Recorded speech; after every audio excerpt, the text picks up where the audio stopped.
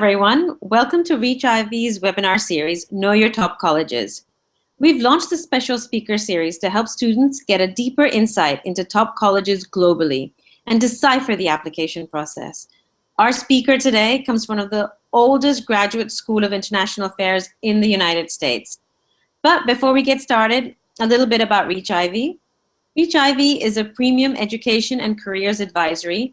Our study abroad consultants and career guide coaches help aspiring students get accepted into Ivy League and other top-ranked schools globally and reach their career aspirations through personal mentoring, online services, and a wealth of knowledge accumulated over years of experience.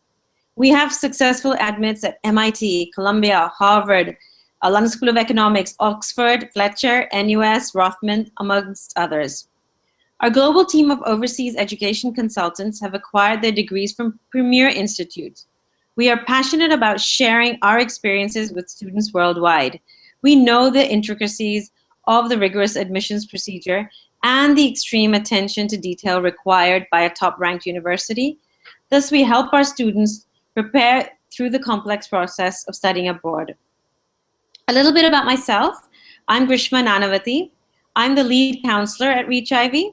I've completed my MBA from the Fletcher School of Business at Carnegie Mellon and a Bachelor of Science from the University of Warwick in the UK and my GCSE and A-levels from Hong Kong. I've worked with American Express Financial Advisors, Potent & Partners, the Dow Chemical Company across Hong Kong, New York, and Michigan in a wide range of roles. Having experienced careers and education in these environments has really helped me build a global perspective and assist students understand not only their options, but find their fit.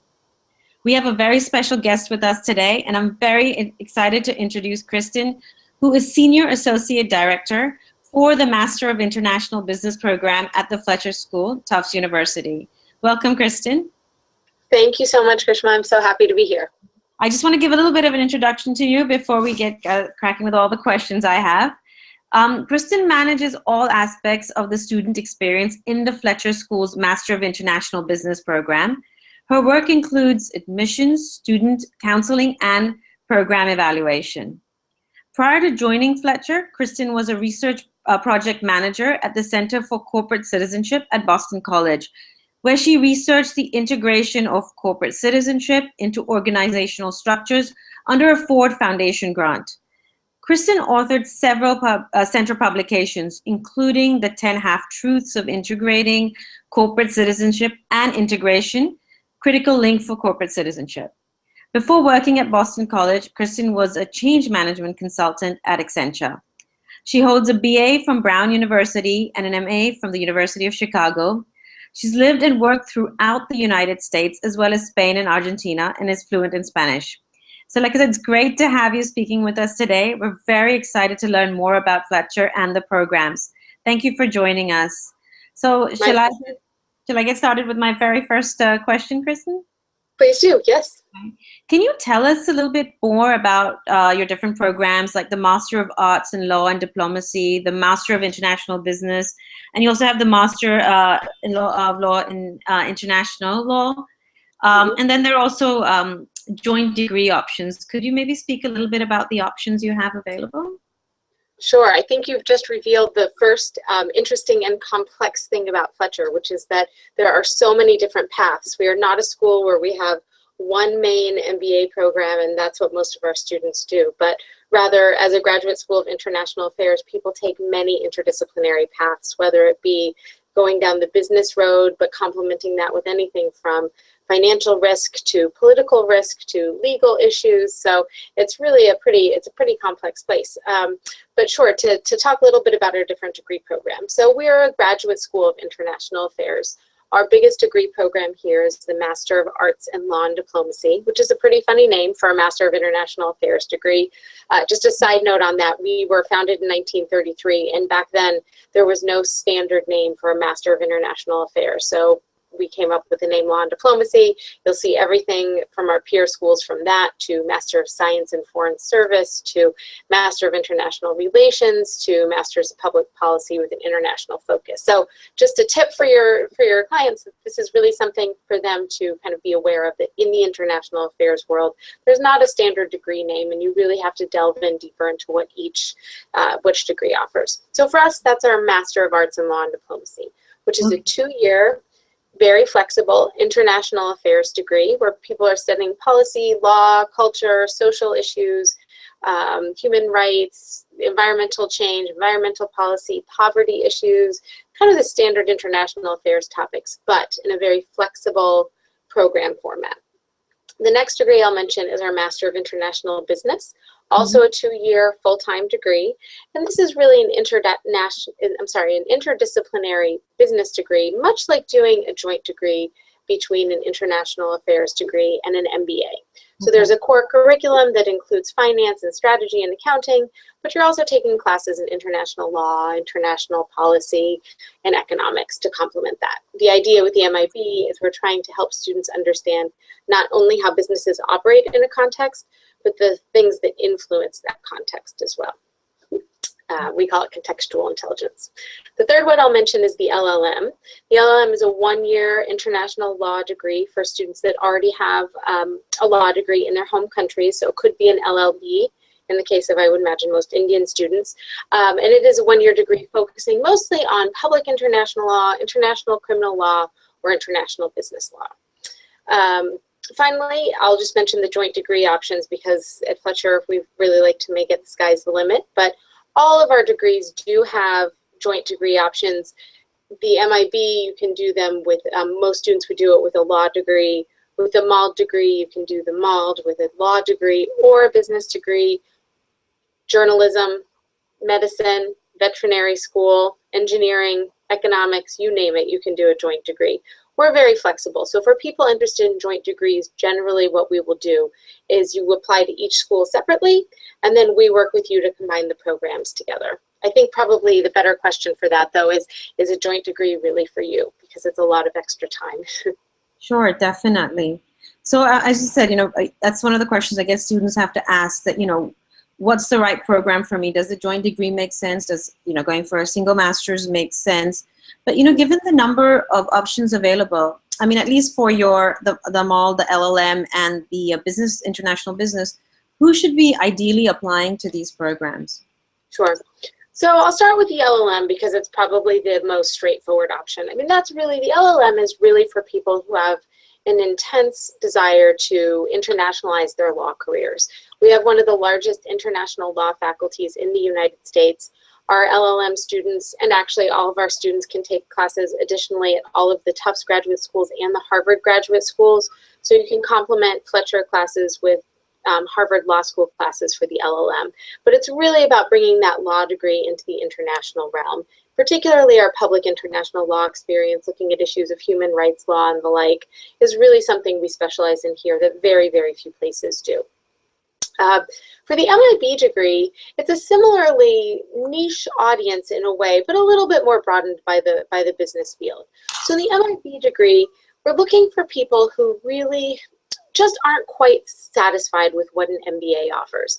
They appreciate the quantitative skills, they appreciate the focus on business, but they have a real passion and a drive for something more. And they're trying to understand how businesses are influenced by the external context. They're trying to understand things like how businesses can play a role in poverty alleviation, or how business is influenced by political risk, or what businesses can do in post-conflict war zones. That poverty connection is particularly strong, and we see a lot of students that are interested in things like impact investing, PPPs, social entrepreneurship, and I think this is something that most business schools can't quite scratch that itch. Most traditional business programs might have a little bit of social policy, social classes here and there, but it's really half of your degree at Fletcher. And again, as with the LLM, our students can take classes at all of the Tufts graduate schools and Harvard graduate schools, so you can easily complement classes with the MIB with Harvard Business School and Harvard Kennedy School as well.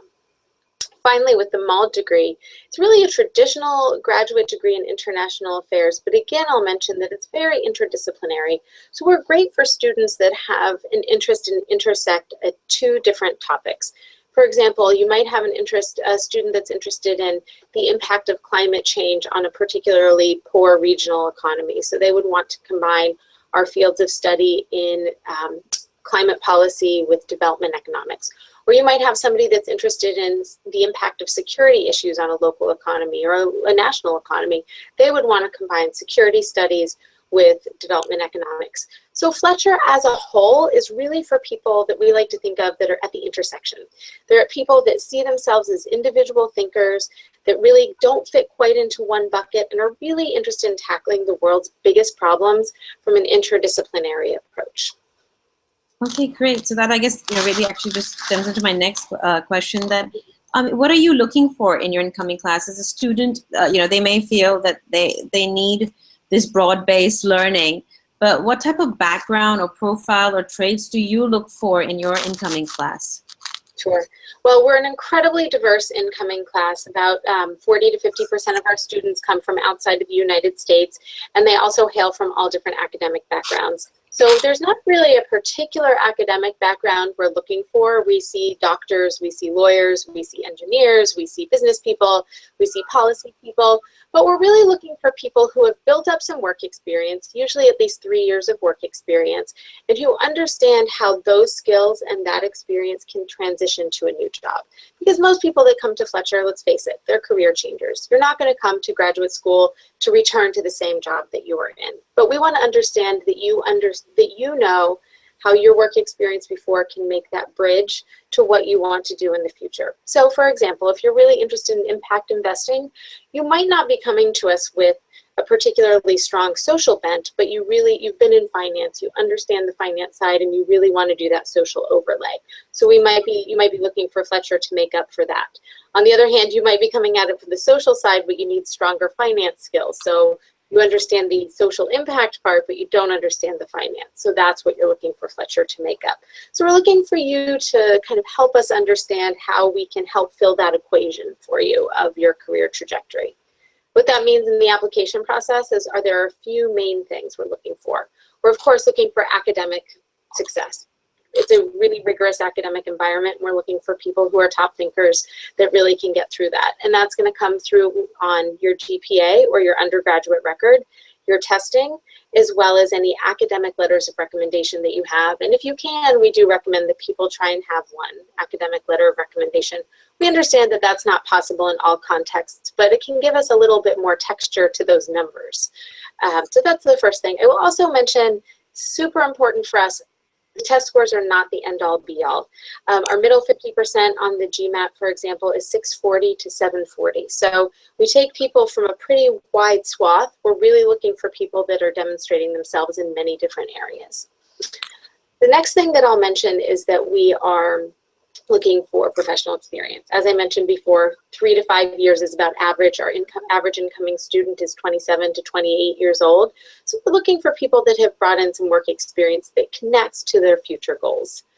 Next, we are looking for people with international experience. So in an ideal world, that means you will have lived and worked abroad, but in many cases, it might just mean that you've done some travel and you just have had a sense of the international workplace, perhaps given your current job or just whatever your individual passions might be. Finally, we're looking for second language. All of our students have to have a second language. For virtually every Indian student that I've seen, this has meant that they have English and in many cases Hindi, so that would probably work for many of your students, but it is something that we do have to demonstrate at some point in the admissions process. Great, that's really great to know. So it seems like you obviously have a very interesting program, and even your incoming cohort come from a wide base. So I'd love to know a little bit about maybe one or two of your most interesting classes and professors that you have on campus. Oh, that's a really good question. So one of the kind of fan favorites here at Fletcher, I'll say, is a fantastic class called The Historian's Art. It's a class whereby the Professor Sulman Khan, looks at different historical moments and has students apply them to the present. And he takes things that you might see as particular and that you would know, things like Hiroshima and the atom bomb, but he also takes historical aspects of Harry Potter and tries to apply them to the present. What his goal is here is to hone people's critical analytical decision-making skills in the context of reality, understanding it's not a decision tree, understanding there are human actors, and trying to understand how those things played out. But it's an incredibly challenging class, and one our students love because it really kind of takes their mind in a different direction. So we really, that would be one that I would say. Another class that our students particularly love is called Market Approaches to Development. And it's a class that's looking how private sector and business principles can be used to basically alleviate poverty in the world. So they're looking at things like social entrepreneurship and microfinance and other business principles that can be put in place to help the poorest of the poor. Now, I say all this, two of our favorite classes here at Fletcher, many of our students, one of the best classes students love is corporate finance, and another one is econometrics. So things that I think you would think aren't necessarily the most exciting classes, but the quality of the teaching here is so high that I think even those classes that really are teaching foundational skills are quite popular. Okay, great. So it's good you've got the full, we've got corporate finance, and then we've got classes, we've got the full spectrum. That's great. That's great. But, you know, you mentioned like social entrepreneurship, for example. So what are some of the facilities and maybe like resources you have available for students who are maybe looking to go towards an entrepreneurial path, or maybe they're looking to do research? Are there options available for them as well? There are. So I'm actually sitting right now. I'll open my door so you can see. You can see I'm in the Institute for Business in the Global Context. You can see our sign right out there, which is one of our research institutes here at Fletcher. Okay. And the Institute for Business in the Global Context is here principally to help students connect with those research opportunities and those kind of on-the-ground skills that they might want to have. So looking at entrepreneurship first, I'll mention we always have an entrepreneur in residence who's looking to coach students and help them with their own ideas. We have a business plan competition here at Tufts wide, but we also have one here at Fletcher. And we also have quite a few classes on entrepreneurship, as well as an entrepreneurship club. So there's really a wonderful and vibrant ecosystem here about fostering students' individual company ideas and really getting them up and running on their own. So that's the classes and beyond. But then beyond that, I'll say that we have a lot of opportunities for really students to kind of forge their own path here. And I think that's one of the things that really makes Fletcher unique. This is not a school where people come just to say, you know what, I'm here to find a job, I'm going to go get my consulting job, and that's all I'm here to do. That might be what students want to do at the end of the day, but really they're here because they have a passion and they want to explore issues that are meaningful to them. And we help do that through the Institute. We have a research fund so that students can go out and do independent research during one of their breaks, and we work to partner students with a faculty member to help them do that. We actually have one that funds them for the whole summer, so that we have actually 2 students right now who are looking at small and medium enterprises. One is looking in the Canadian Arctic, so he's spending his summer up above the Arctic Circle, funded by us, to look at what small and medium enterprises look like there. And another one doing the same thing in Turkey. Obviously, very different political contexts, but we're trying to help them explore these things. So these are all different examples. I'll also mention that we have a capstone project. All of our students have to complete a final capstone project, and that can take a variety of different forms. It can be a traditional thesis, if that's what you like, but more likely it's going to be something more like a business plan or a case study that really allows you to do something practical that will then connect with the job search. But we've also had students do things like podcasts, or like a series of podcasts, or a series of op-ed articles. So really the sky's the limit. But again, the idea here is we're trying to help connect your fantastic ideas with faculty and resources to bring that out into the world. Wow, so that's a lot of stuff there. So I guess I can't ask you what a typical day would look like. I guess for each student it's so different depending on what they're looking to do, what their capstone project is, what their interests are like. But are there some common elements to what a student's day would be like at Fletcher? Sure. Well, the first thing I'll say is overbooked, but beyond that, there's just so much going on here. You know, your average class day, you'd probably have 2 classes here on campus. One might be a larger foundational class of about 40 students that's really teaching you some base elements. Another one would probably be some kind of seminar of about 15 students where you're really debating in a roundtable style that might be a more topical that might be a more topical class. It might find you running over to Harvard or MIT for one of the, either a class at one of those schools or a group meeting because you're involved in one of those schools. It would definitely find you having lunch or pizza or coffee with some kind of speaker here on campus. Last year, we hosted everybody from the CEO whoa, who did we have last year? The CEO, I'm trying to get my years straight, but CEO of Coke we had last year, CEO of MasterCard, to the head of DARPA, who's the defense agency here in the United States. So you would definitely be going to a conversation like that. You'd probably be doing a lot of group work with your classmates. There's a lot of group work here that's part of class. And you'd probably just be spending, I will say, a lot of time on campus. Fletcher is known for having a particularly intimate student body. Our students come here to spend time here for the day.